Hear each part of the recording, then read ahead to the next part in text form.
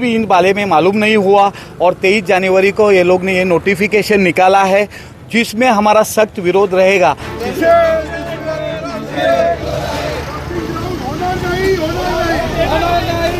जो 41 बिल्डिंग आचोला में तोड़क कार्रवाई हुई थी उनको बेघर किया और कि उधर से ही कुछ सरकार ने एमएलए रहे जो अच्छा एरिया है, अच्छी हरित वसई है, हरित वसई गए 100-150 साल से हम लोग पाल के रखे हैं, उसका बकास करने का निर्णय ये सरकार का हो सकता है। जैसे कि हम लोग को मिनिमम 30 डेज का तो टाइम मिलना चाहिए, तो हम लोग को टाइम नहीं मिला है। हो जाए बर्दाश्त नहीं करेंगे। नहीं यहाँ पे क्यों लाया गया? वही रिजर्वेशन वहाँ पे था, आपने बिल्डिंग की तोड़क कार्रवाई की, वही रहने देते। वही एक तो बिल्डिंग को रहने देते या तो रिजर्वेशन को वहाँ रहने देते। उसके बाद नए चुन के लोक प्रतिनिधि आए हैं, इनमें कुछ किया है क्या? क्योंकि शासन उनका है महाराष्ट्र में, और ये घास में डालने का क्या वजह है? कार्रवाई की, वहाँ का आरक्षण किया, सुप्रीम कोर्ट, हाई कोर्ट इनके नियम लोगों को बताए और वहाँ से 41 बिल्डिंग तोड़ के लोगों को बेघर किया। डंपिंग ग्राउंड करोगे तो पूरा पश्चिम वसई है ये पूरा पानी के अंदर डूब सकता है। ये बहुत बड़ा आंदोलन होगा, अगर वक्त मिला तो रेलवे रोको भी करेंगे। मैं इस वक्त उपस्थित हूँ उस गांव में जिसे घास गांव कहते हैं और कहीं न कहीं आज तीव्र विरोध हुआ है। इस तीव्र विरोध में वो पत्र जलाए गए हैं जहां पर साफ तौर पर लिखा था कि इसी घास गांव के आसपास डंपिंग ग्राउंड बनाया जाएगा। उसका तीव्र विरोध आज गांव के लोगों ने किया, गांवकरों ने किया, अपनी ताकत और अपनी शक्ति का प्रदर्शन किया, आग जलाकर उन प्रतियों को जलाकर अपना आक्रोश प्रदर्शन किया। आइए बातचीत करते हैं उनसे, क्या कहेंगे जिस तरीके से एकाएक फरमान जारी हो गया और किसी को पता नहीं चला। ये गुपचुप तरीके से जो महानगर पालिका ने कांड किया है उस पर क्या कहें?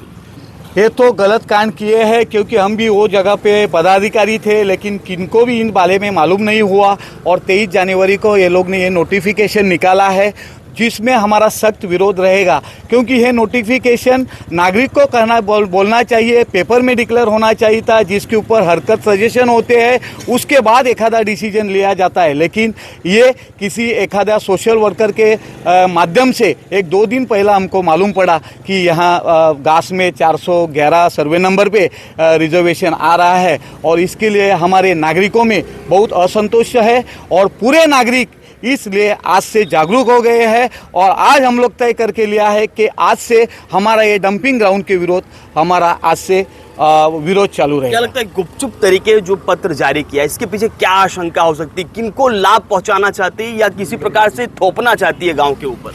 ये चीज़ हमको ऐसा लग रहा है कि इलेक्शन के पहले जो 41 बिल्डिंग आचोला में तोड़क कार्रवाई हुई थी उनको बेघर किया और मेरे को ऐसा लग रहा है कि उधर से ही कुछ सरकार ने या यहाँ के कोई भी रहेंगे, एमएलए रहे या और कोई पदाधिकारी रहे, इन्होंने ये कुछ कारोबार करके हमको लग रहा है कि ये ग्रामीण ये जो एरिया है, जो अच्छा एरिया है, अच्छी हरित वसई है, ये हरित वसई गए 100-150 साल से हम लोग पाल के रखे हैं, उसका बकास करने का निर्णय ये सरकार का हो सकता है।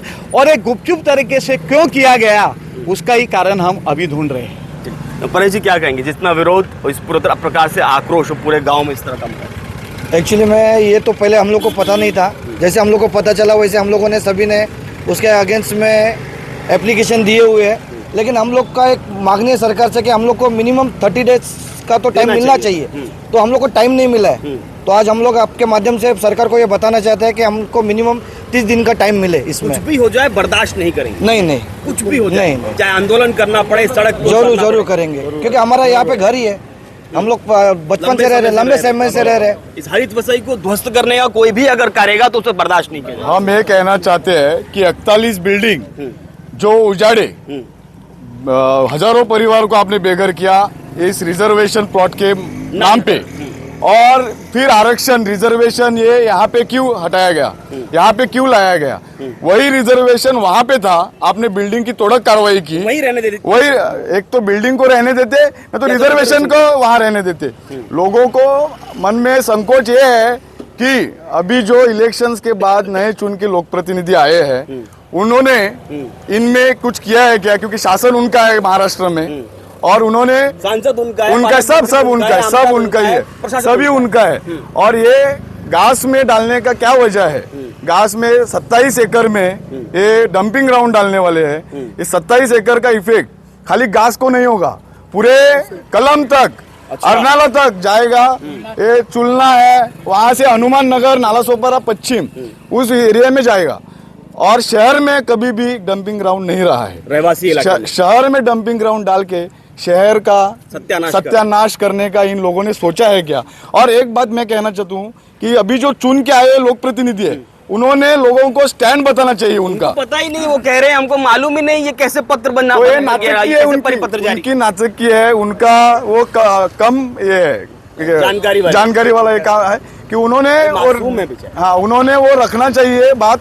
और लोगों को उनका स्टैंड गवर्नमेंट के प्रति क्या है, इस शासन निर्णय के प्रति क्या है, वो बताना चाहिए। चलिए, मैं एक महिला से बात करता हूँ। आप गांव की निवासी, क्या कहेंगे जिस तरीके से तीव्र विरोध? मैं इस गांव की रहवासी हूँ। हमें तो इसके बारे में जरा भी पता नहीं था। मैं ट्रेन में जा रही थी तो गिरिज की मेरी एक फ्रेंड थी, उन्होंने बताया कि आपके गांव में और हमारा गिरिज जो है सब लोगों को पता चला और आप लोगों को अभी तक पता नहीं है कि आपके यहाँ डंपिंग ग्राउंड होने वाला है। तब हमें जागृति आ गई कि हमें कुछ तो कुछ करना चाहिए।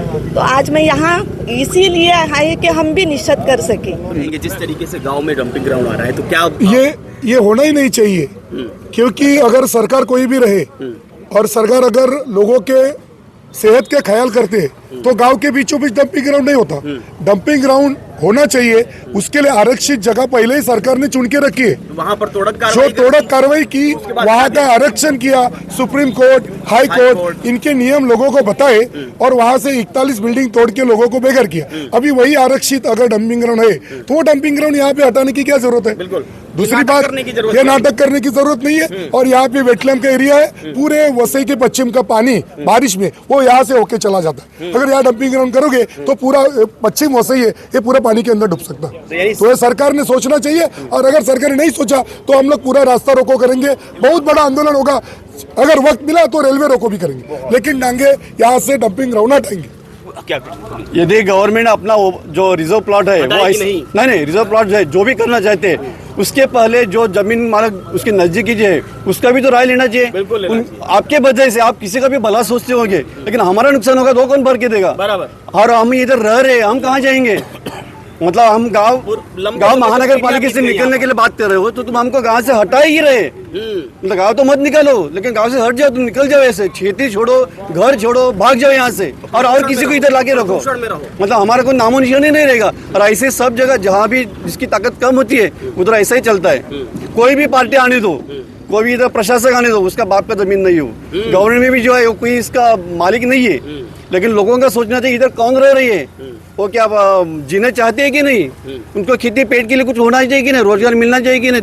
तुम्हारे हिसाब से करेंगे तो लोग कहाँ जाएंगे, लोग कैसे रहेंगे? नागरिकों के साथ अगर कुछ भी गलत होगा तो सहन नहीं किया जाएगा, कहीं नहीं, लोग सहन होगा ही नहीं ना। समस्या है, उसमें समस्या बढ़ रही है। अभी देखो तुम कौन सा भी आरक्षण चेंज करेंगे, डंपिंग यार्ड निकाल के दूसरा कुछ करेंगे, लेकिन गाँव का जो पानी है, अभी हमारे गाँव में 22 तालाब है, भरने के बाद जो पानी निकलता है उसका जो ये आउटलेट है वही तुम ऐसा ब्लॉक करके रखेंगे तो हमारे गांव में पानी ऐसा भी भरने वाला है।